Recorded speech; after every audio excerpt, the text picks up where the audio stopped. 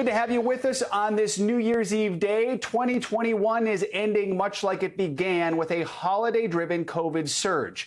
More than 580,000 cases were reported yesterday alone, shattering the record for most new cases for the second day in a row. That's prompting health officials to sound the alarm ahead of New Year's Eve celebrations. Experts are now urging everyone cancel their parties because of the rapid spread of the Omicron variant. Despite that warning, New York City is plowing ahead with its annual Times Square tradition, but in a slightly scaled back form. New York City Mayor Bill de Blasio had this to say about the preparations. It's going to be outdoors, vaccination only, masks required, socially distanced. But we want to show that we're moving forward, and we want to show the world that New York City is fighting our way through this. It's really important to not give up in the face of this.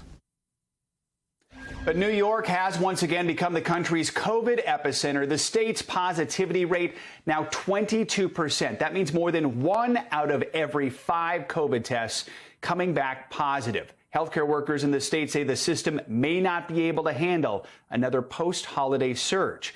Traveling this weekend may also prove to be less than ideal. Thousands of flights have already been canceled or delayed today. More are expected beyond this weekend and beyond, leaving passengers stranded and desperate for a way home. We have our team of experts standing by to preview what's in store this New Year's Eve. NBC News correspondent Vaughn Hilliard is at LaGuardia Airport with more on the travel chaos. NBC's Kathy Park is in the heart of New York City. But first, I want to bring in Dr. Ebony Jade Hilton. Dr. Hilton is a professor of anesthesiology and critical care medicine. She's also the co-founder and medical director of Good Stock Consulting. So, Doctor, good morning to you. We just heard Mayor Bill de Blasio's plan for New York City's celebrations later today. We also have heard how quickly Omicron is spreading through New York. Are these measures enough to protect anyone celebrating tonight? Big question here. What's your advice for anyone who's maybe planning on doing a New Year's Eve party or some sort of festivities tonight? Right. I feel like, unfortunately, the mayor is in the stages of grief where we're in denial, and he's not alone. When we're looking at it, to give people a warning, of the persons who were celebrating Christmas last week, there's now been 10,000 Americans who has now died and won't celebrate New Year's Eve. And to take into consideration, what does 580,000 people look like? Well, you can look at the entire populace of Wyoming. That's how many people were diagnosed with COVID-19 yesterday. And said it another way, for every second, 7 people were diagnosed with COVID-19. This is not something that we can say we want to push our way through. We can push our way through and break other records, as we have been, as far as the number of cases of COVID-19 that we have. And our hospital systems cannot afford to have breaking of records at this point when we're understaffed. So I ask everyone, stay at home. We can do celebrations when we get time to actually catch up to what COVID-19 is doing. But right now, we have 1,000% increase in cases in Florida.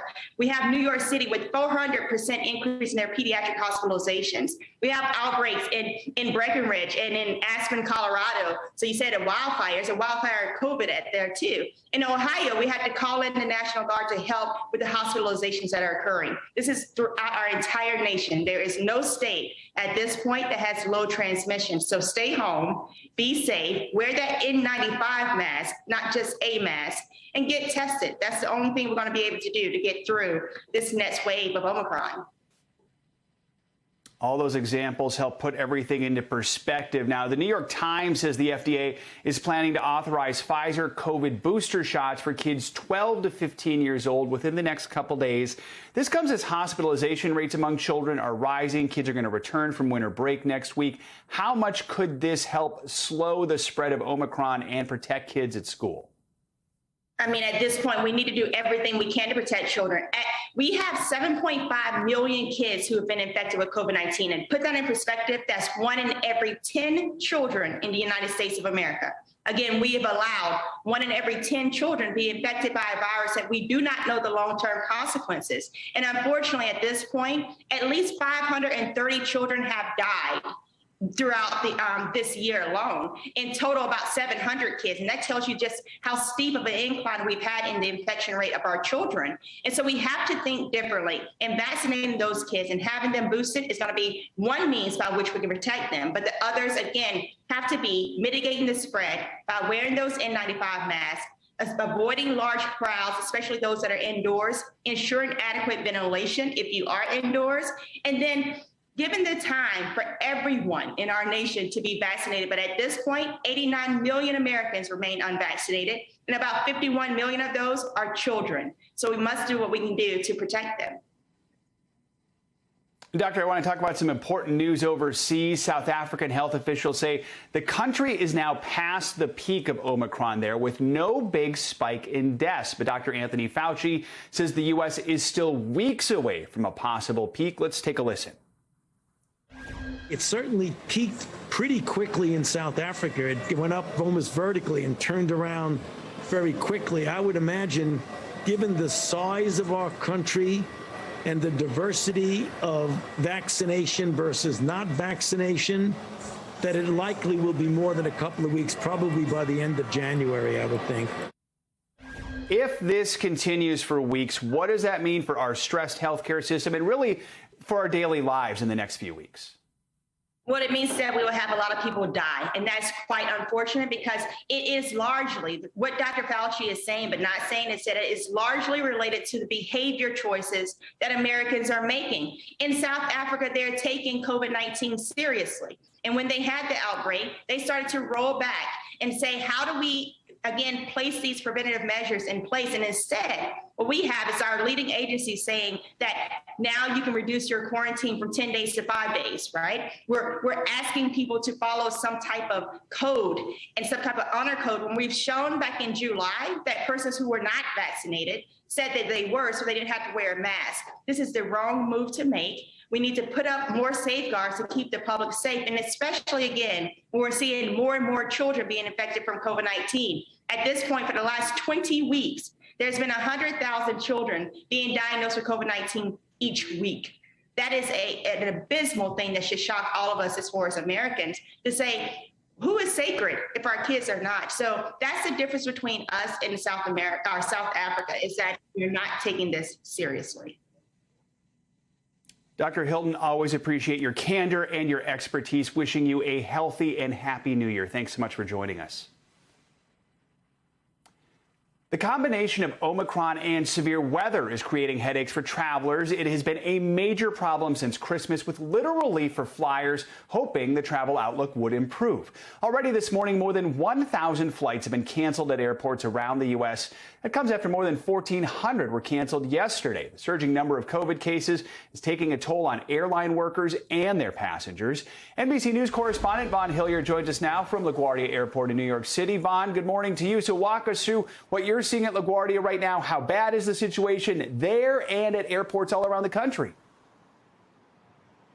Yeah, good morning, Joe. When we're talking about the New York City area, you're talking about the more than 300 flights yesterday alone being canceled. Folks from those flights, they're looking for new ones. But you said that number. Already today, across the United States, 1,090 flights have already been canceled.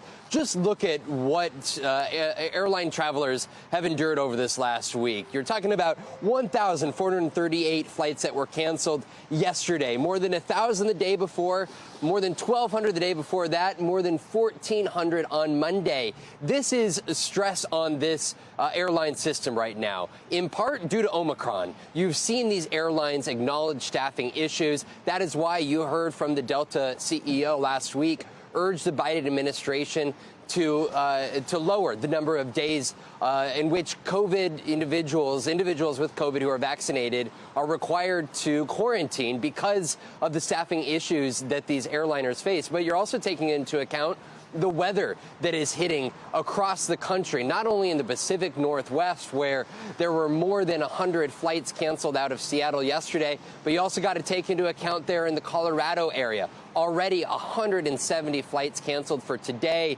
as you see those wildfires brush through just north of the airport. So, Vaughn, you mentioned Delta. We also know JetBlue has canceled more than 1,200 flights between now and mid-January, that far out because of the COVID surge. What is the outlook for this holiday weekend? This is tough. I mean, this goes to the airport staff as well. Take into account TSA employees. Just over the last week, there's been a dramatic increase in the number of TSA employees in airports around the country that are out. Look at the numbers here. Just yesterday, the TSA is reporting 1,778 employees are out with COVID. Just 1 week ago, that number was just 538.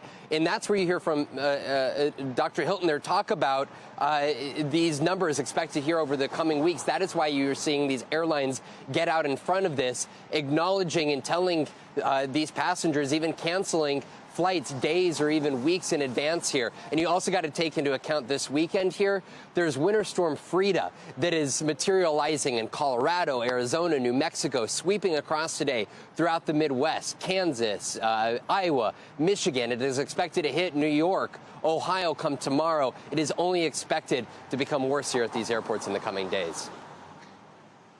Yvonne, it's not just flying. We're getting some new guidance from the CDC when it comes to traveling on cruise ships. The agency says there's been an increase in the number of ships with outbreaks on board. Walk us through the new guidance and the impact this is going to have now on the cruise line industry.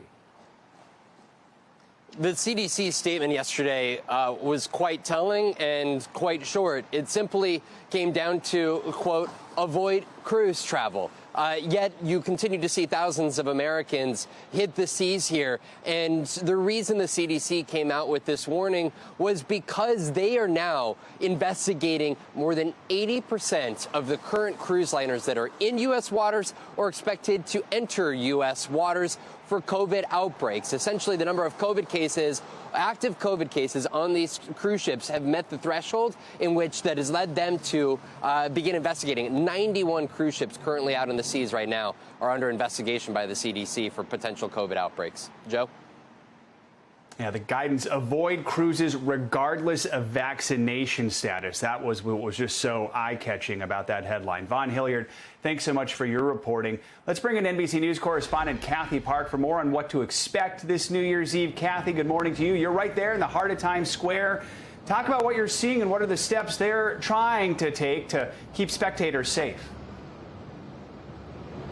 Hey, Joe, good morning to you. Happy almost New Year. We're about 17 hours away from the ball drop. And yes, the preparations are well underway. We do see a huge law enforcement presence all around Times Square. The barricades are up. But of course, this iconic celebration comes amid the backdrop of COVID. So there are certainly a lot of strict protocols in place. So everyone will be required to be fully vaccinated, and they will be checking your IDs to match with your vaccination cards. Also, everyone out here, all the revelers, will be required to mask up as well. And something different that they're doing in comparison to past years, folks will be asked to come later on in the afternoon. So entry time will be in the 3 o'clock hour. So we had an opportunity to talk to some spectators about the changes. Here's what they had to say. I also think that we should be wearing masks and you should be vaccinated, and because then it keeps the numbers down. But I still think it's good to get back to normal. People here seem to be in a very festive mood, even though we know the numbers are going the wrong way. But, you know, we're trying to mask up and just trying to be positive. And Joe, as you know, pre-pandemic, the crowds here on New Year's Eve, especially, folks are just kind of shoulder to shoulder. Well, the crowd capacity has gone down considerably. They're paring down the celebrations tonight. Typically, we see about 58,000 revelers. That number is going to be capped at 15,000 today. Okay, so Kathy, we know New York City's going ahead with its celebration, but other cities like Atlanta have already canceled their parties. Has Mayor de Blasio said why he feels New York City is safe enough to hold a massive event right now? Yeah, so, you know, a lot of pushback initially when they said the events were going to still happen, still go on. But Mayor Bill de Blasio said, look, this event is going to be outdoors. Everyone will be vaccinated. Everyone will be masked up. He also touted the vaccination numbers here in New York City, crossing about 80% vaccinated for New York City residents. He felt very confident with all those things coming together. And he also said that, look, New York City, Times Square, it's iconic and it's symbolic. You know, we had a very rough year. We crossed a lot of milestones, and this is just a symbol of us forging ahead after a year of adversity. Kathy Park, and of course, one of the headliners tonight performing LL Cool J's dropped out now because he tested positive for COVID, a sign of what we're dealing with right now. Kathy, thank you so much. Another major story we're following this morning, wildfires in Colorado. The governor declared a state of emergency after hundreds of homes burned in the Boulder area. Tens of thousands of people were evacuated when a rare wind-driven wildfire tore through suburban neighborhoods yesterday. Governor Jared Polis described the situation as absolutely devastating. NBC's Jennifer Bjorklund has the latest. Oh my God. Smoke, flames, chaos as historic winds push fire into neighborhoods. Homes built and cherished over lifetimes, gone in a few minutes. This area, for those who don't know this area of Boulder County, is right in and around suburban subdevelopments, stores. It's like the neighborhood that you live in. Colorado's governor adding the winds are pushing flames the distance of a football field in a matter of seconds. Cars filled with evacuees can barely stay ahead and get to safety. They are actively running from fire behind them. The hope is everyone made it. However, I'd like to emphasize that due to the magnitude of this fire, the intensity of this fire, and its presence in such a heavily populated area, we would not be surprised if there are injuries or fatalities. The fire, just 1,600 acres, has destroyed hundreds of homes, taking all 370 in one subdivision, more than 200 in another, leaving thousands of people out in the cold, with fire crews unable to fly over because of erratic winds. So we've actually had, deputy sheriffs and firefighters in areas that had to pull out because it just got overrun. So there was a lot of brave stuff going on today out there. And more difficult days ahead once the wind dies down and the smoke clears. Jennifer Bjorklund, NBC News. We're joined now by the mayor of Superior, Colorado, Clint Folsom, who is in a town that is just a few miles southeast of Boulder. Mayor, thanks so much for taking time to speak with us. We know you have a lot on your plate right now and probably got little to no sleep. Help us understand, what's the situation like this morning? Was there any improvement at all overnight? Well, unfortunately, I'm not in Superior right now. The entire town was evacuated, mandatory evacuations yesterday midday and stayed throughout the night. I was there in town with the manager and the sheriff's department throughout the evening doing assessments, and it's truly devastating what's happened in our town. We're a small 4 square mile town southeast in southeast Boulder County. And we've lost hundreds of homes. And as of this morning, winds were dying down when I left town last night. Had to leave because of the evacuations, but things were still on fire, and it was tragic. Mayor, the sheriff of Boulder County said he wouldn't be surprised if there were casualties from this. Do you know at this point of any injuries or fatalities? I've heard of a couple of people going to the hospital with some fire-related injuries. I'm not aware of any fatalities, but as the sheriff said, it will not surprise me either. People literally had minutes to evacuate. Our family lost two family members lost homes, and it was just a matter of minutes to get out. We know this comes in the holidays, a few days after Christmas. We heard reports that people's Christmas light timers were still going on, even though people were evacuating last night. What is your message to people in your town right now who've been forced to evacuate? What do you want them to know? We've got an enormous amount of resources working on this. I know people want to get back in to see the situation, and as soon as it's deemed safe to do so, the sheriff's office will make that possible. But as of right now, we don't have an estimate on when that's going to be.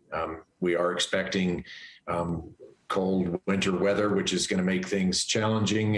In one regard, it should help fire conditions considerably, but I know people want to get back in, and just know that people on the ground are working nonstop to stabilize the situation and get people back in so we can see what's going on. People are watching this right now. people are watching this right now from all around the country. They might be wondering how they can help. What is it you need right now? Right now, the Boulder Emergency Management Office has a website up with a considerable amount of information, boulderoem.com. And on there's a link to donate. That is where we would direct people if they want to help out with this crisis. And they will continue to update that as more information becomes available. Mayor Clint Folsom, we are thinking of you and your community, hoping you all stay safe and that these fires are put out as quickly as possible. Thanks for taking some time this morning. We appreciate it. Thank you. All right, let's get a check now on your Morning News Now weather. Michelle Grossman is with us. Michelle, good morning. Good morning, Joe. And we have so much to talk about. We have those wildfires, the tragic wildfires we just saw. We have frigid air in the northern plains with wind chills 50 below zero. We're watching the threat for severe storms today and tomorrow. And of course, we are watching the snow out west. So this is video from Wrightwood, California, where they have just been pounded with heavy snow in the highest mountains of Southern California. The cars are going nowhere quick. If you don't have the snow chains, you're not going anywhere. So they're in effect. We're looking at the snow plows really working hard, but this is the good news. We're looking at some snowmen being built too. So a little bit of fun among all the trouble of trying to get around there. And we are still seeing feet of snow falling in the west today. 30 million people impacted. You still see tons of alerts, watches, and warnings all across the area, 1 to 2 feet in the highest elevations there. And on top of that, we have those frigid mornings. So as we're celebrating tonight, we're looking at wind chills 50 below zero. Tomorrow morning, you're going to be waking up to 45 below zero in terms of the wind chill in Fargo. So this is the setup. We're going to see that area of low pressure bring 1 to 2 feet of snow in the Rockies. And then we're really watching this closely tonight into tomorrow morning. Severe weather from Texas to Kentucky. That expands on Saturday. We're looking at the risk for some large hail, tornadoes, even some damaging winds in the southeast once again, and some heavy rainfall. We could see some flash flooding. Sunday doesn't look much better. The severe threat lessens, but we're looking at a lot of trouble along the coast on Sunday, where we could see a lot of travel issues for everyone trying to get back for work on Monday. This is a look at your rainfall forecast, 2 to 4 inches locally, but we could see some higher amounts leading to some flash flooding. So we want to end with this because we need to end with some good news. The ball drop looking really good for tonight. It looks like the showers are going to hold off. So New Year's Eve in Times Square, 49 degrees with cloudy skies. And Joe, that's really warm for this time of year. We're going to be warm again tomorrow, and then the temperatures come crashing down late on Sunday. Back to you. All right, that's good. We could use a dry ball drop tonight. We could all use that while we're watching it on television. Yes. All right, Michelle, thank you so much. All right, this morning we are learning more about that high-stakes phone call between President Biden and Russian President Vladimir Putin. The two leaders spoke yesterday about the 100,000 Russian troops staged on the Ukrainian border. President Biden promised the U.S. and its allies would, quote, respond decisively if Russia invaded. Putin countered that additional sanctions would result in a complete rupture of relations between the U.S. and Russia. Joining us now from London, NBC News correspondent Ali Aruzzi, and from Wilmington, Delaware, with the president is White House correspondent Mike Memoli. Good morning to both of you. Mike, let's start with you. This is the second call between the two presidents in the last 3 weeks about these rising tensions in Ukraine. What do we know about their conversation yesterday? Well, Joe, this second conversation in a matter of just a few weeks was much shorter than the first, lasting just about 50 minutes. And it was clear, given the fact that Russia had initiated this call, that that was the side that had a clear message that they wanted to send. President Putin, according to one Kremlin official, sending a rather clear message that this threat of sanctions that the West has offered to try to deter Russia from invading, if it was realized, would lead to, as you say, a complete rupture of U.S.-Russian relations. It would be something, this official went on to say, that would be regretted by the descendants of all involved. Now, here's what the White House is saying, a statement from White House Press Secretary Jen Psaki saying, President Biden urged Russia to de-escalate tensions with Ukraine. He made clear that the United States and its allies and partners will respond decisively if Russia further invades Ukraine. But President Biden also expressed support for diplomacy starting early next year. This was one of the few areas of agreement in the readouts we got from both sides after this conversation, as both sides look ahead to 3 sets sets of talks that are scheduled to happen in mid-January, in Geneva. They are all saying that the conversation that these two leaders had yesterday was helpful, constructive in sort of setting the table for those discussions, as one U.S. official put it, setting the contours for what those leaders will discuss, and to see if there's any way to step back from what is obviously a very delicate situation. Allie, I'll bring you in here. Do we have some insights into what Putin wants in the form of a treaty draft released earlier this month? He's seeking certain assurances from NATO. What were his demands, and how has it been received by NATO nations across the globe? That's right, Joe. Putin had put forward an 8-point draft treaty detailing his demands, and they were contentious to say the least. He wants legal guarantees from the United States and NATO over Russia's security. He wants assurances from NATO that Ukraine will not be allowed to join the alliance. He wants assurances from NATO that they won't expand further eastwards. And very controversially, he wants NATO to roll back troops and weapons in countries that they put it in post-1997. He doesn't want any countries to be members of NATO that joined after 1997. And that's a very, very hard ask because it involves very strategic, sensitive places like the Baltics, like Poland, and it's very unlikely NATO will want to pull its troops back from there. And Moscow has issued ominous warnings. They say if those demands are not met, there could be a military response similar to the Cuban Missile Crisis in 1962. Now, President Biden and NATO are also standing strong. Biden has indicated that he is not willing to make any concessions when it comes to Ukraine's future or NATO's movement. NATO has also been very clear. They say that it's entirely up to Ukraine and NATO member states if Ukraine is to join the alliance, and it's not up to Russia to call the shots. So, Mike, President Biden warned the U.S. and allies would respond decisively if Russia invaded again. Quickly, we're tight on time here, but do we have an idea of what that could mean? Yeah, so much of the diplomatic work that's been happening over the last few weeks has been on the U.S. side, trying to make sure that our allies are still on board with the severe sanctions that have been threatened, including cutting off Russia from the international banking systems and some direct and steep direct sanctions on oligarchs and potentially even Putin himself. But the U.S. has defined escalation to mean an actual invasion, and it's unclear, and Putin is clearly testing whether he can get away with more provocative behavior short of an invasion that would not lead to any consequences, Joe. All right, and Ali Arouzi and Mike Memoli, who is in fact in Delaware and not standing in front of a whiteboard. Just very foggy here. Thank you both. Appreciate it. Delaware. All right.